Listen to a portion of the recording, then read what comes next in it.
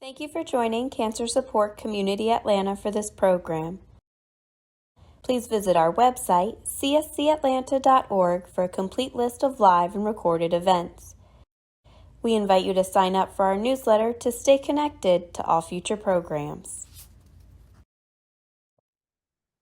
All right, so welcome Amanda. Amanda is an oncology dietitian with Northside Hospital, and Amanda will be leading our presentation today on spotting nutrition, buzzwords, and fad diets.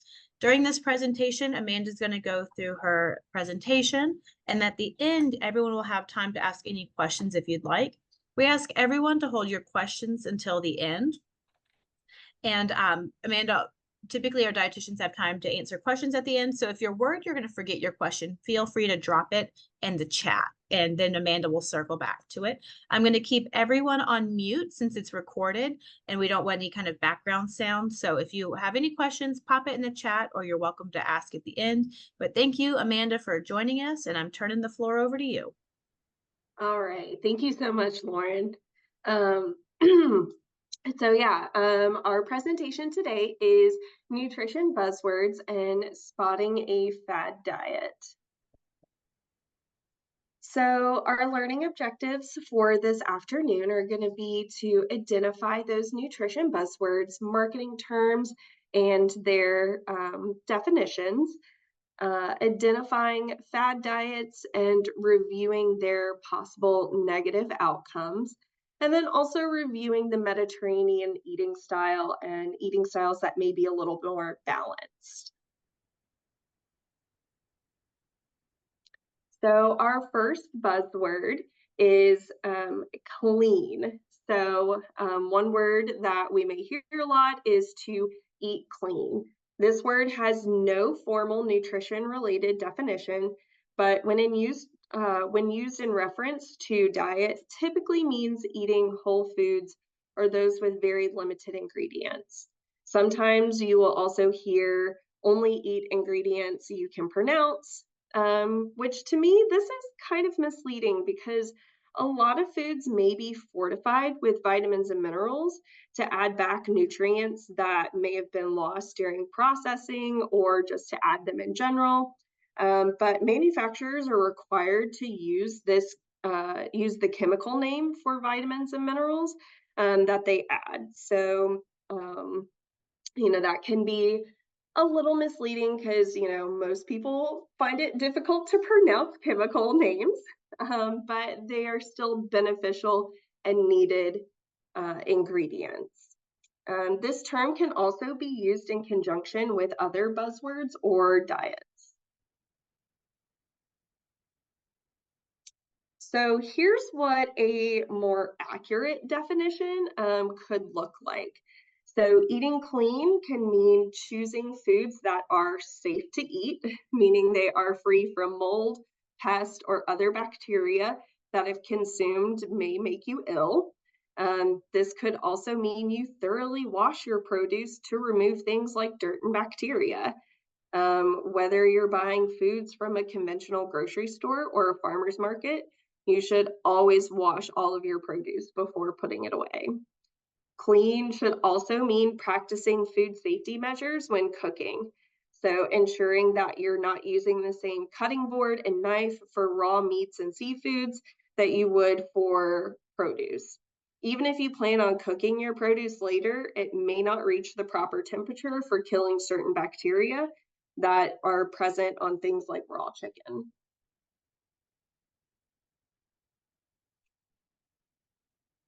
So our next buzzword is organic.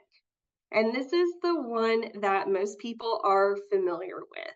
And it can bring up a lot of thoughts, feelings, ideas when we hear the term organic.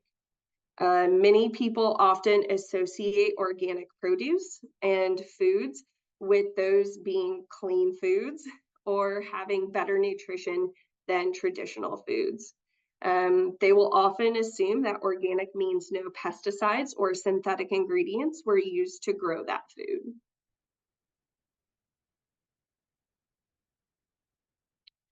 So organic is an agricultural term, not a nutritional term. It is defined by the USDA as foods that are certified to have grown on soil that had no prohibited substances applied for 3 years prior to harvest. So there is a list of both prohibited substances and allowed substances to be used during the growing process for organic foods. Some of the allowed substances include soaps, pheromones, and other chemicals to be used as pesticides, as well as vaccines for organically produced livestock.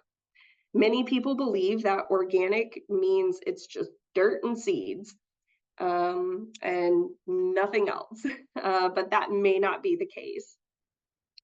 There's also no evidence saying that organic produce has more nutrition than conventionally grown produce. It's oftentimes more expensive than traditional produce, which can put additional strain on our financial health.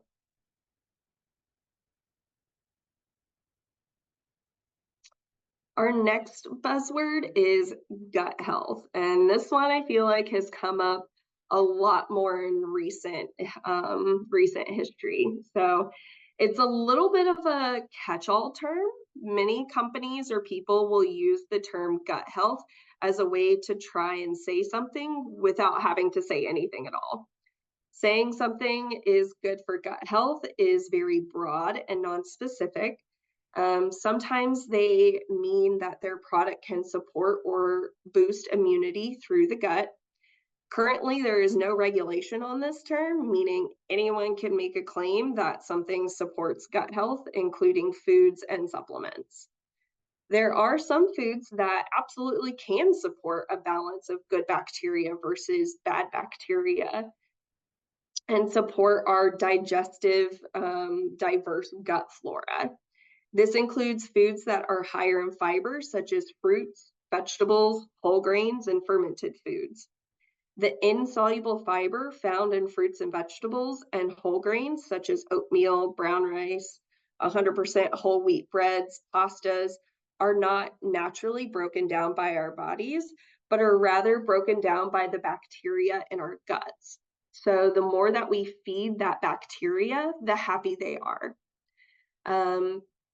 These are considered prebiotics because they are feeding the biotics or the bacteria already present in the gut.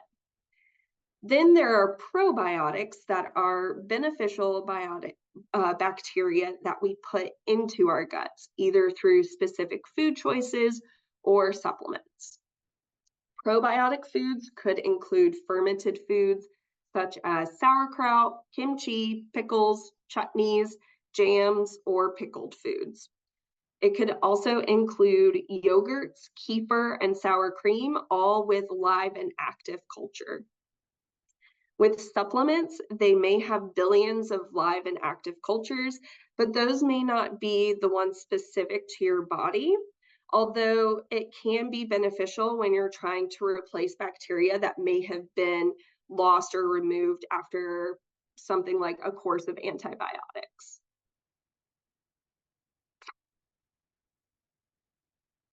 Our next buzzword is superfoods. While many of the foods on superfood lists can be part of a healthy and well-balanced eating plan or eating pattern and provide benefits such as vitamins, minerals, and fiber, this is more of a marketing term to entice consumers to buy products such as vitamin powders or supplements that may not be giving them all of the benefits as they would be if they were to eat those foods. This can also be damaging just to the way we view our relationship with food. Again, while many foods listed as superfoods can be part of a healthy, well-balanced diet, many of the foods on superfood list are things like berries, dark green leafy vegetables, fatty fish such as salmon and olive oil.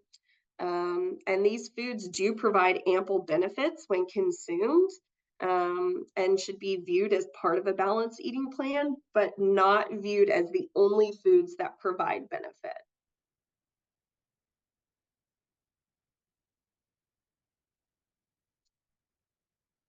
So our next buzzword, this one gets me a little bit, detox. So our bodies are pretty awesome at detoxing themselves. We have an entire system of organs that are biologically designed to filter our blood and remove things that aren't supposed to be there and get rid of it.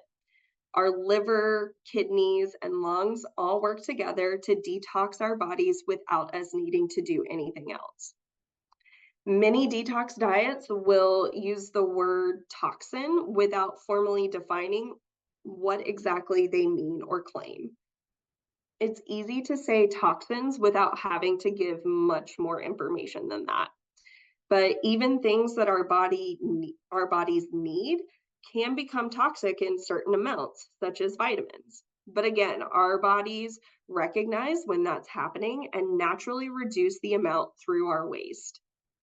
Many detox diets are centered around eliminating particular foods or food groups. When we remove entire food groups from our eating style or our eating pattern, then we run the risk of lowering our opportunity for complete nutrition. It can also be very difficult to fully eliminate entire food groups or be financially challenging. And often with detox diets, there is a supplement that is trying to be sold. So take, for example, detox juice cleanses. While juices and juicing can be part of a well-balanced eating plan, only having juices for several days puts you at risk for lower intake of protein and fiber, which are two things that our bodies need. And then a lot of juice cleanses or juice detoxes are trying to sell you their particular brand or their particular course of cleanses, which again can be very expensive.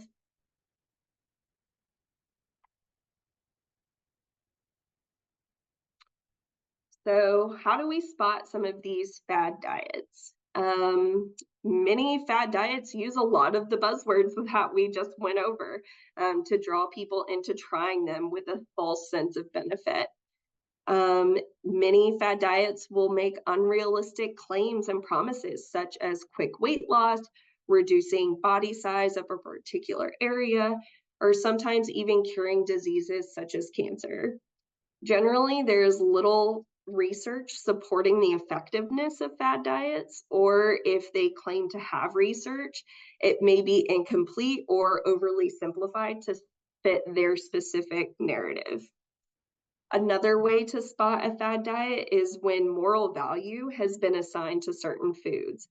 This would be a list of quote unquote good foods versus quote unquote bad foods.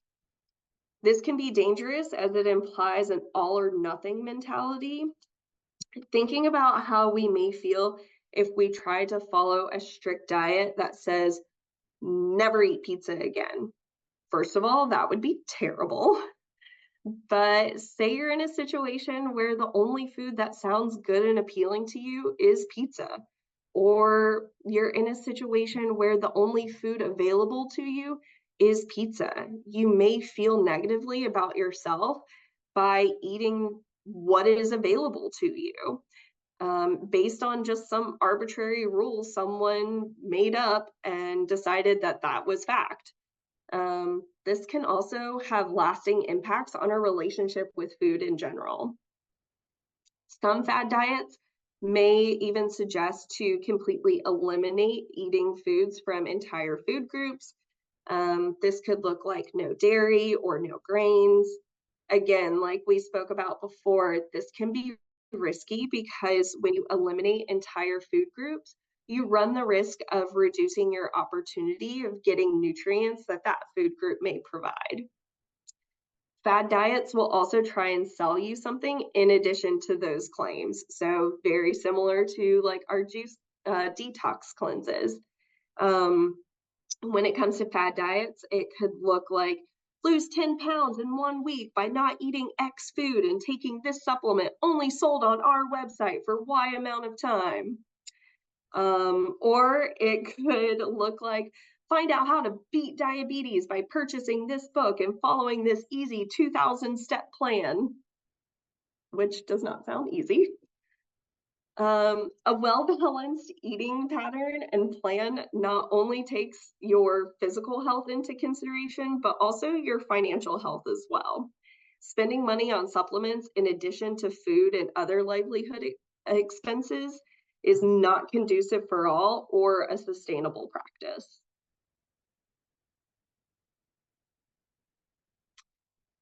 So our first fad diet that we're going to review and talk about is the raw diet.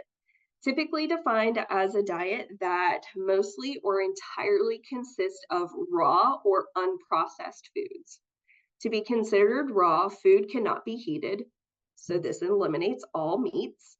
Refined foods, so no grains. Pasteurized, so no dairy or pre-made juices. Treated with pesticides or processed in any other way, which this is kind of an interesting limitation because that means even organic bananas are excluded because they can be treated with ethylene gas, which is a allowed substance that is used to help speed up the ripening process from the time the bananas are harvested to when they are available in grocery stores. This could also include any pre-shelled nut or seed, as removing the shell, husk, or hull is done through processing. Because there are so many exclusions, it's really hard to follow this diet to the exact definition. And if you try to do so, you're greatly limiting your options for protein and calcium containing foods.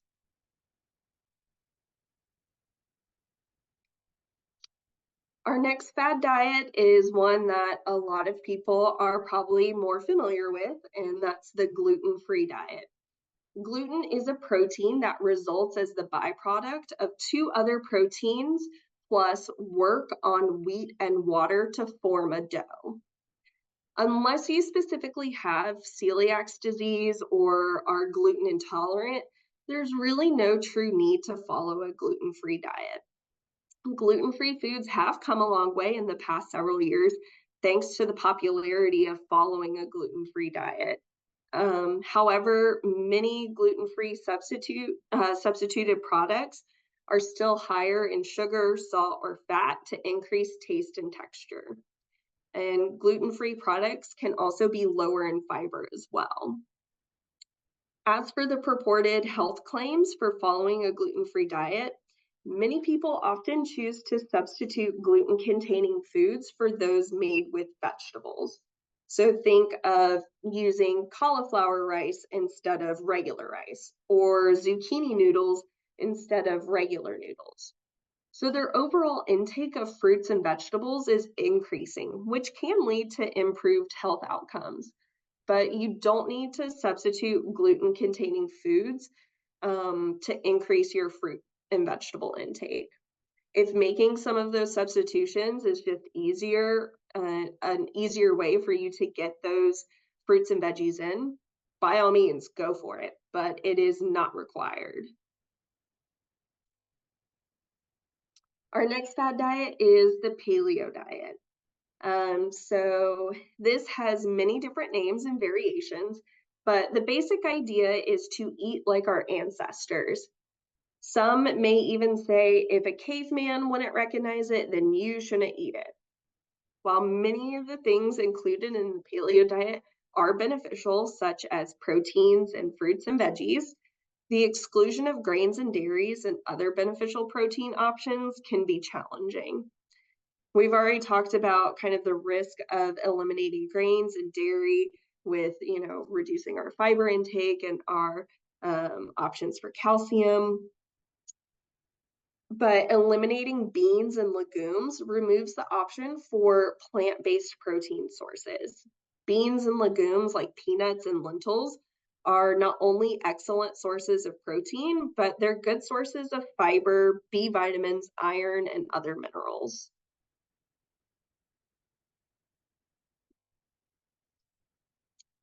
Our next fad diet is the alkaline diet. And the alkaline diet encourages you to eat foods that are more alkaline or basic. So this would mean foods that have a pH greater than 7. It claims that by eating more alkaline foods and avoiding acidic foods, it will change the body's pH range to better fight disease and maintain health. Some variations of this diet simply encourage more plant-based eating, excluding meat, sugar, and processed foods, while others require strict 10-step protocols with very restrictive acceptable food or food combinations. This can require a lot of mental gymnastics for figuring out the right food combination or foods that are even acceptable. Just as we discussed with detoxes, the body does a really great job of maintaining its pH level. Our kidneys and lungs work together to keep things at the optimum pH for us. And when they're working properly, there's practically nothing we can do to change our body's pH. That includes any sort of change to our diet.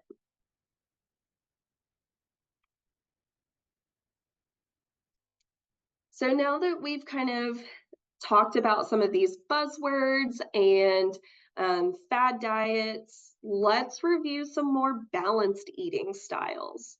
The American Institute for Cancer Research has a eating pattern that they recommend that includes a stronger focus on fruits, vegetables, whole grains, and includes plant-based sources of protein. While they also recommend eating patterns that include leaner sources of protein, such as chicken, turkey, fish, and other seafoods as well. They also recommend reducing the amount of red and highly processed meats, such as deli meats, bacon, sausage, and hot dogs, to less than 3 servings per week. So not eliminating them entirely, but rather enjoying them in more moderate amounts. So a bacon cheeseburger can still be on your menu just in time for the holiday weekend. But maybe they're suggesting also include a veggie hummus wrap that day just to kind of balance things out.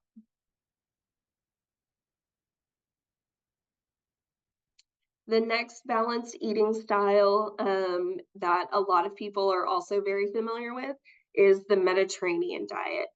The Mediterranean eating style follows the same AICR recommendations and typically focuses on the inclusion of fruits, vegetables, whole grain breads, rice and pastas, potatoes, plant-based proteins such as beans, nuts, seeds, heart-healthy fats including olive oils, peanut oil, vegetable oils, low-fat yogurts, milks, and cheeses, and leaner proteins such as chicken, fish, turkey, and eggs.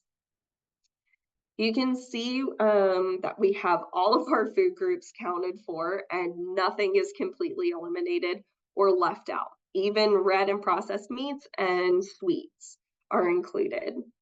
This leads to a much more balanced way of eating and allows us to include a wider variety of foods, as well as those that we typically enjoy in a more American style diet. These eating patterns are a lot more flexible and reasonable and take into consideration how we as humans live. There are no harsh rules, and all foods from kale and blueberries to cake and steak are included and celebrated. So I'll leave y'all with just a few of my final thoughts on diet culture.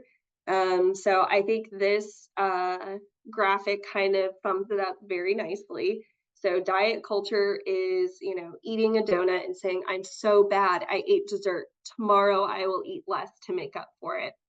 When in reality, a more balanced and healthy relationship with food is looking at it and saying, I ate something that I enjoyed and I do not have to eat less later. It could also look like, I'm being so good, I ate a salad. That's a very, kind of moral way of looking at food. But if we, remove that, implied morality, it's I ate something that I enjoyed, and this does not make me a good or a bad person. Thank you for joining Cancer Support Community Atlanta for this program. If you're interested in other live or recorded programs, please visit the online program tab of our website, cscatlanta.org, or follow us on Facebook. We'll be sharing additional information on upcoming programs.